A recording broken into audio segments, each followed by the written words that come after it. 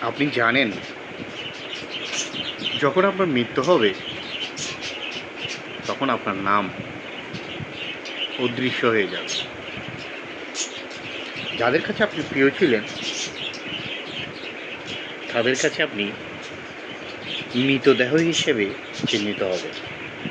তারা কথায় কথায় বলবে, এই মৃতদেহটি তোলো, এই মৃতদেহটি ফেলে দাও। যারা খুব অতি আপনজন ছিল আপনার, যাদের জন্য আপনি সব কিছু করেছেন, তাদের জন্য আপনি শুধু একটা দেহ মাত্র। তাই বলছি, অন্যের জন্য বাঁচতে না আছে, নিজের জন্য বাঁচুন। হাসতে হলে মন খুলে হাসুন, যেন জগৎ সবাই আপনার হাসি থেকে যায়।